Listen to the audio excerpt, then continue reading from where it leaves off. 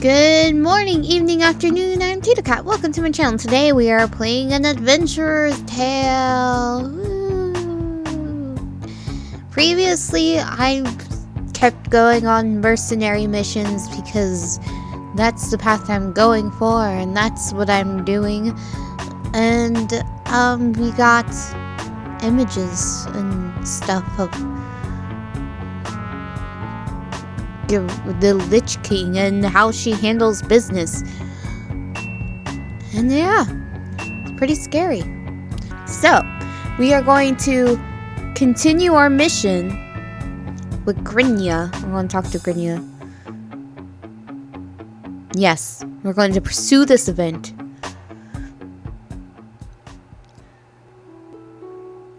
Good morning, Garth. I'm told I'm to accompany you whenever you're ready. How do you feel about that? She gave me a confused look from my arguably strange question. I feel normal, I guess. You do realize you're being forced into a dangerous and almost surely fatal quest by yours truly, right? She nodded stoically and brought out the item in question, detailing my quest specifics. Huh, interesting. I do realize that, but if you want a proper answer to my question, I'd like to know your reasoning for requesting me. That surprised me. Her question was not unusual, but the way she structured it. What? She shied away from... she shied. I don't know why I read that as L. She shied away from my sudden scrutiny, and I smirked. There's the Grynia I know. Nothing. And to answer your question, my reasoning is simple and the same as I told Marcus. You are an exceptional swordsman, woman, who would be invaluable help on your own. As a local, you have a good grasp of the area and its specifics. Also, as the elite guard to the Lord, the soldiers that accompany us will have an easier time finding a source of authority.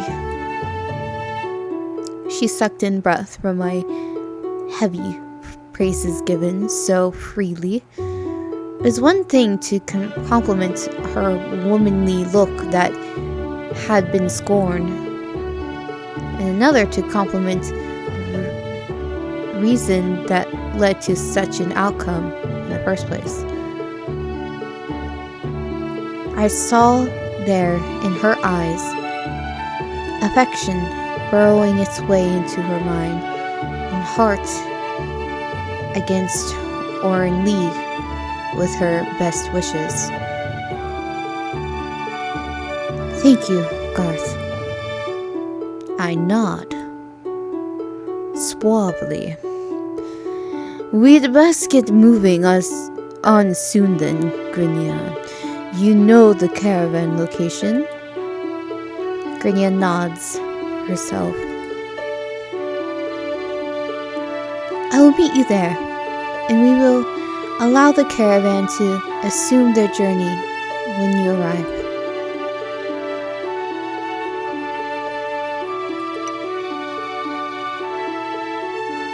Oh, Garth. Hope all is well. No time to spare. Why not check out the quest board? Okay. I thought I was ready. Alright, I guess I'm not ready. Fine. Thanks for the interest, Garth. But there's no quest posted at the moment. Come back at a different time. Marcus? No, hello, Garth. Hope all is well. How's Grinia doing? It's fine, is it? Yep. Alright.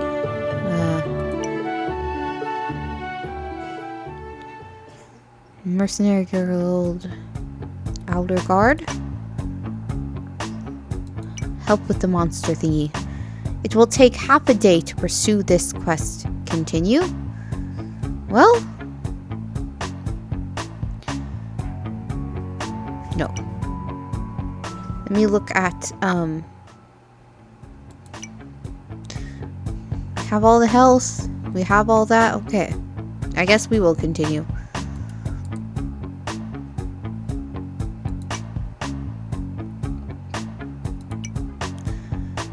Yep. Help with the monster infestation. Yep, here we go. So then, this is it, huh? I stand in the midst of a full squadron of guards and soldiers. Behind us are the walls of the city in which the citizens live their lives on the daily, now in fear.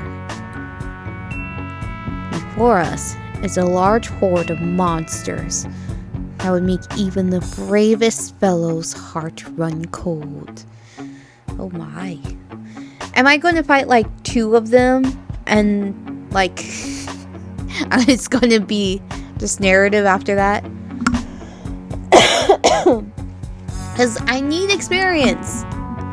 I need all the EXP for fighting the Lich King. Or am I the Lich King? Who knows what's going to happen.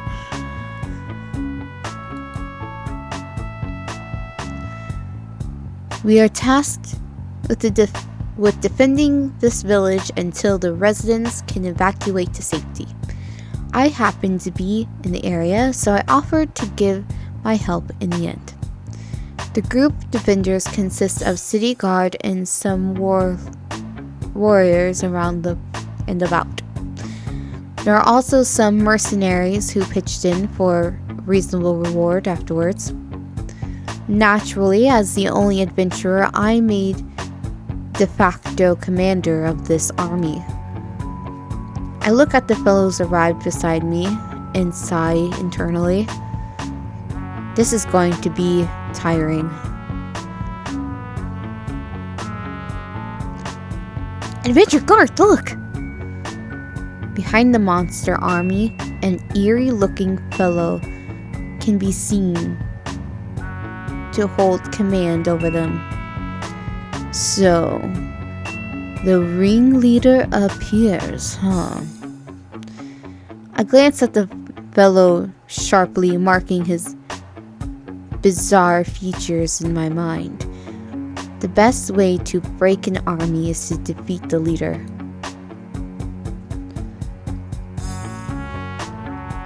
Ability button. The army. Is this tis moi? Is this Garth? The beasts on the plains make excited and fear-inducing roars and bellows, some stomping their feet on the earth. This, of course, raises the tension on our side drastically. With a sigh, I look to the men arrayed beside me and pat a few of them on the back. I know it looks like it's impossible to overcome this hurdle in front of us. I walk up and down the line of warriors, city guards, and peasant men with shabby equipment. But we will overcome it. My words ring out to their ears as their eyes become riveted on me. Why am I so confident? I stop before one of the peasant men, whose legs are trembling from fear of battle. Because I have you. Yes, you, person who's terrified. I have you, So I'm confident I'm going to win this battle. Not because I have swordsmanship and skills and whatnot, because of you. I pat his shoulder and nod to him. His eyes displaying his awe and reverence for me at my word. All of you here are going to defend the innocents behind you. Your family, your friends, your people. I stand before them with my hand placed on the hilt of my sword, still in its sheath. At the end of it, you will stand atop the carcass. The carcass. The carcass of these mongrels that thought you were the prey. I slowly unsheath my blade, jetting the sound of its scraping against the metallic interior. Color my words. I'm pretty sure your sheath isn't supposed to do that.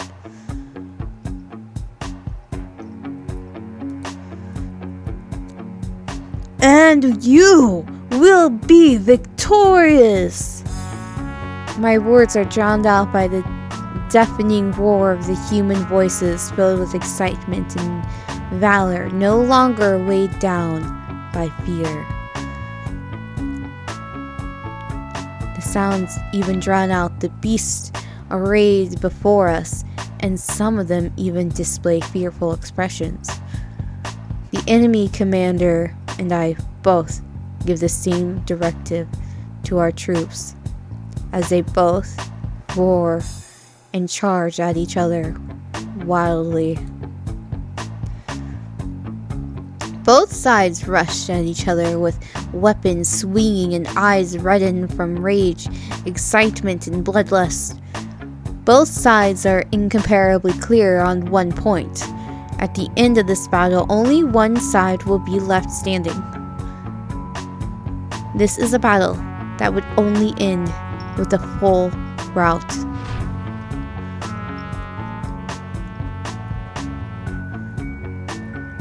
I don't stand at the back of the army like the other commander.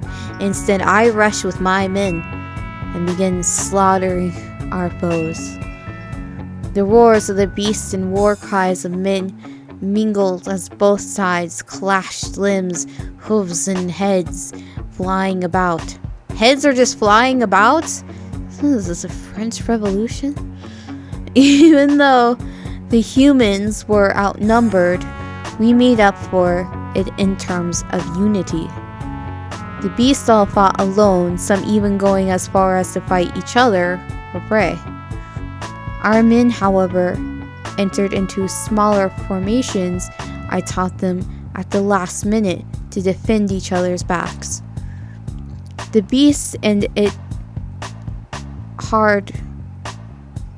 find it hard to break through our defenses so easily, while we keep cutting them down slowly but surely, whittling their numbers down to our level.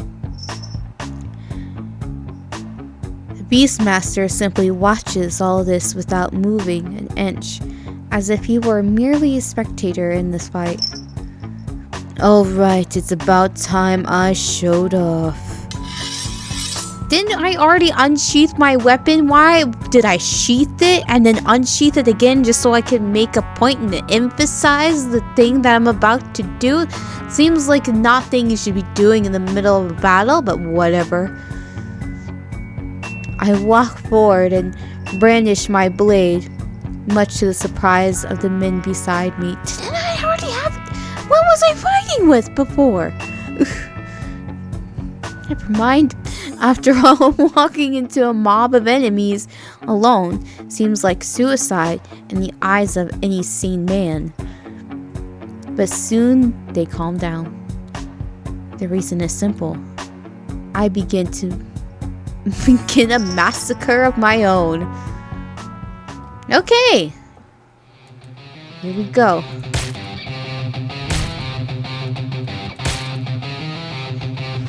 Yes, experience points. Let's get them. Yay. Give me more stuff. No. Countless minotaurs, goblins. That wasn't countless. That was 3. That was 3 in total. Don't tell me countless and only give me 3 enemies to fight. Countless minotaurs, goblins, and kobolds fall to my blade as I weave deadly dance among their ranks. Does the fact that I got hurt and injured my ankle and was told I couldn't ever move the same way again not follow through because I'm not going down Garth Grinia is who I'm currently going after.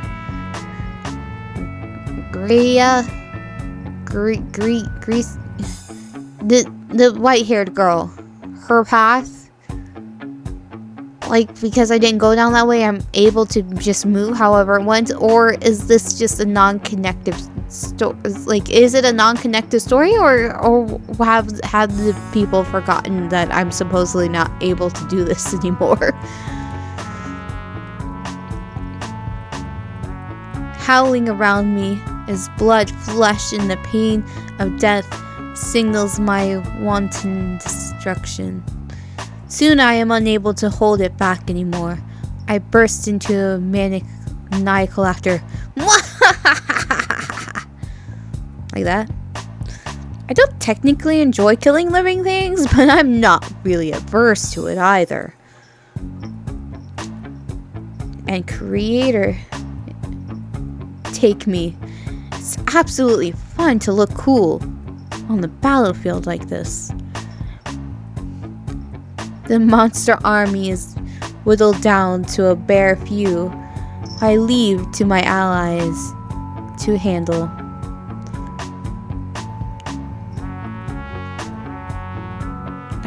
Do I get to fight you? Come on, bring it. Give me those experience points. I turned to the Beastmaster himself, who had been watching everything going on, impassive. You are worthy.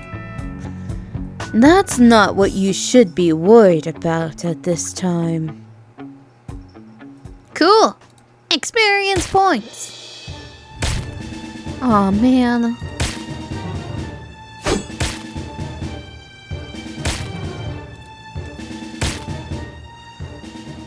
Did I do it? 21, 13 experience points, and found 1 big potion. Level up! Yes! My stats have increased. Choose a stat to add additional point to.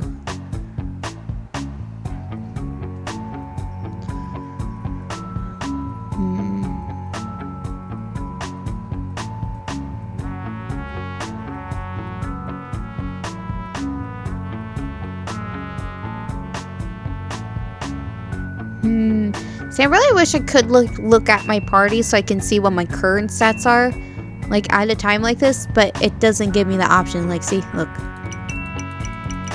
Nope. Because, like, who would want to see what your current stats are when you're leveling up and have to give out stats? I'm not using magic, so I feel like intelligence is not something I really need to concern myself with. Dexterity is good. Maybe endurance.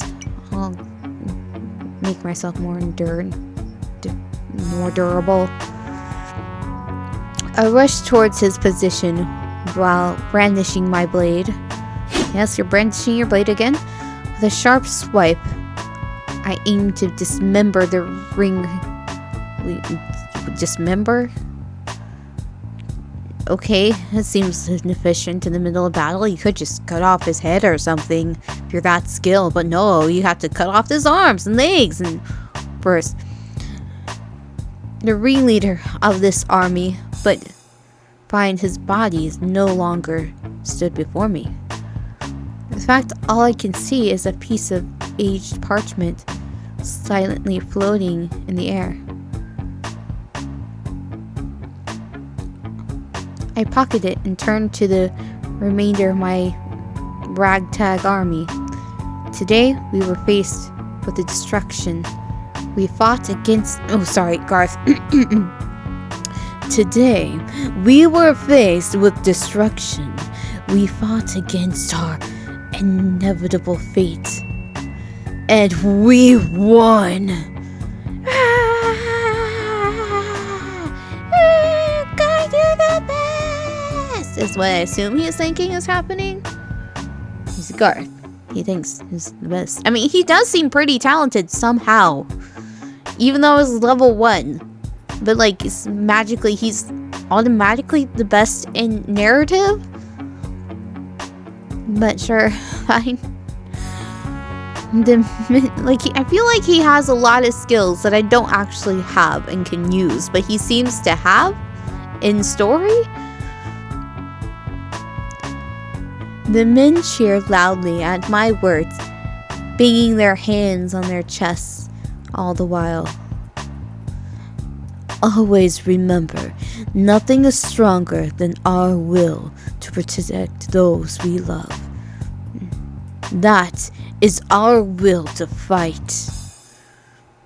They roar in agreement once again. Now, to the tavern! The ensuing roar is even louder than anything that ever came before. And that was one hell of a celebration. What do I do today?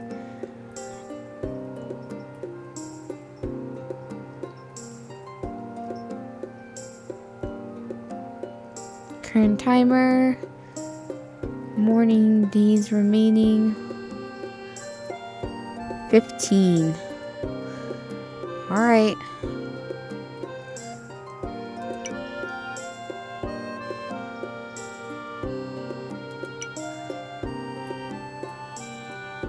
Gria, yeah. Monster, but oh, I scrolled up. I'm so sorry, game. Also, I think I've been saying tree aunt. I was calling it tree ant. I think it might be actually tree aunt.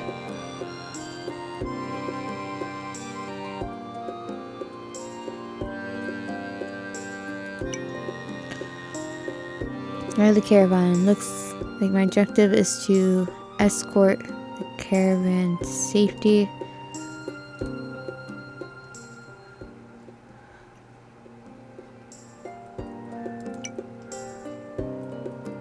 Oh, is this it? I love when I don't really know where to go. That's the forest. So, is it the path?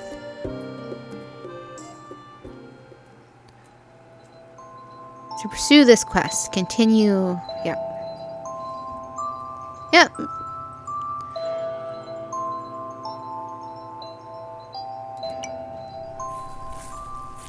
We are soon a rendezvous with our support group, which consisted over 10 soldiers. Yeah, I went to the wrong thing. I thought the monster thing was the caravan, but okay. I had a feeling the numbers would have been a lot less if I hadn't bullied Uncle Marcus into adding Grinia. We leave the city and enter the forest near the outskirts, first to kill the weaker and less vicious monsters. So I could actually kill them? It was uneventful for the most part, as we only encountered lone goblins and stray wolves. I mostly sat back and let the grunts do the work. They were here to acquire experience after all. Besides, I reasoned that before the day was out, we'll encounter an enemy beyond their capabilities which would require my assistance. That's why Marcus had sent me along instead of going about it as usual. Along the pathway we find something of interest. A caravan that seemed to be in dire straits. It was hounded by kobolds. I was about to send the recruits in when a thump reverberated through the very earth. And take that one out.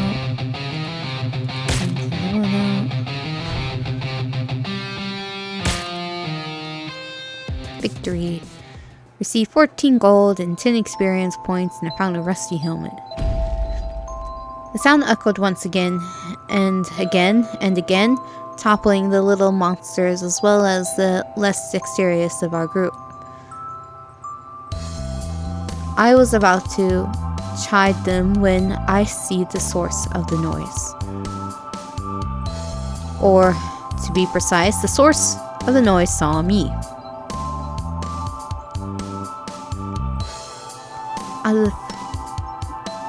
Out of the first came one monster that was relatively rare and definitely out of the league for these soldiers. A forest shambler. I gripped the hilt of my blade, raring to go. Victory! 9 gold, 6 experience points, no items. Whew, that wasn't too bad. That wasn't too bad a workout. I really hit it. I hit it the one time. I turned around to see my companions all staring at me in awe. I looked between them in the ways of enemies I mowed down as if just realizing what exactly I accomplished. Eat your vegetables?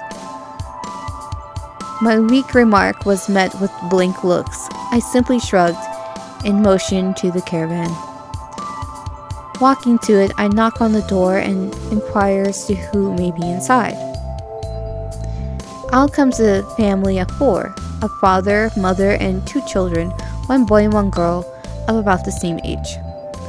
I blink in confusion from their profuse praise as the children cling to me gratefully. My strengths lay in debauchery and combat, but adoration and praise were wasted on me, not in this capacity. I hadn't had much of that growing up, so I don't know what to do with it. Thankfully, I have Grinia with me. Please, come with me. I will dispatch some of my squad to escort you home. The thankful family complies with her directive, leaving me alone with my thoughts and my regrets. What a crushing weight they are.